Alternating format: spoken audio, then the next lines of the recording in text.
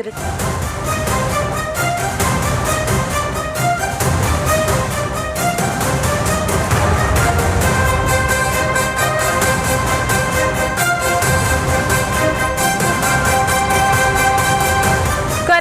வரும் ஞாயிறன்று அனைத்து கட்சி கூட்டம் நடைபெறும் என்று கர்நாடக முதலமைச்சர் டி.கே. சிவகுமார் தெரிவித்திருக்கிறார். காவிரி விவகாரம் குறித்து விவாதிக்க அனைத்து கட்சி கூட்டத்தை கூட்ட டி.கே. சிவகுமார் உத்தரவிட்டிருக்கிறார். அண்மை செய்தியாக பார்த்து வருகிறோம்.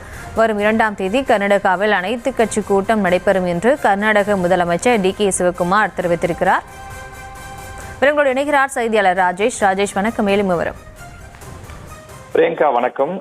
தற்போது காவிரி நீர் பிரச்சனை குறித்து கர்நாடக முதலமைச்சர் டி.கே. சிவகுமார் சில கருத்துக்களை தெரிவித்திருக்கிறார்.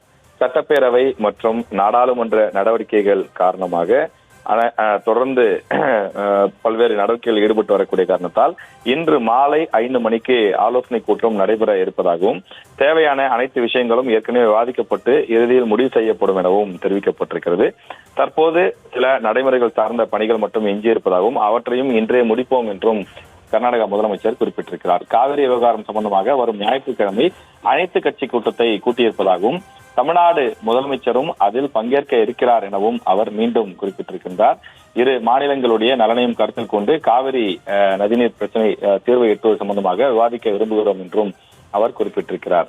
தமிழ்நாடு முதலமைச்சர் அனுப்பிய கடிதத்தை நான் ஏற்றுக்கொண்டுள்ளேன் என்றும் அவர் குறிப்பிட்டிருக்கிறார். இந்த விவகாரத்தில் இரு மாநிலங்களும் இணைந்து செயல்பட வேண்டிய தேவை இருக்கிறது என்ற கருத்தையும் அவருக்கு நான் தெரிவித்திருக்கிறேன் என்று குறிப்பிட்டிருக்கின்றார். தமிழக முதலமைச்சர் ஜோசப் விஜய் வரும் ஆகஸ்ட் 3ஆம் தேதி கர்நாடகாவிற்கு செல்வாரா இல்லையா என்ற அந்த கேள்விகள் தொடர்ந்து முன்வைக்கப்படும் சூழ்நிலையிலே தற்போது அது சம்பந்தமான முக்கியமான அந்த முடிவு எடுக்கப்பட்டு தற்போது மீண்டும் கர்நாடக முதலமைச்சர் டி.கே. சிவகுமார் பத்திரிகையாளர்களிடம் பேசியிருக்கின்றார்.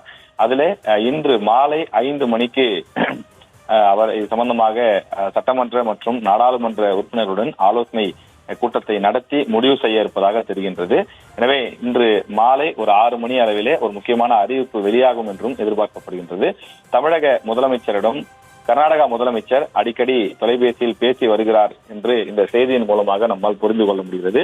மிக குறிப்பாக இந்த விவகாரத்தை பொறுத்தவரையில கர்நாடக முதலமைச்சருடைய பதில் என்பது இது இரு மாநிலம் சம்பந்தப்பட்ட பிரச்சனை என்பதனாலே 2 மாநிலங்களும் இணைந்து செயல்பட வேண்டும் என்ற கருத்தை தான் வலியுறுத்தி இருப்பதாகவும் குறிப்பிட்டிருக்கிறார்.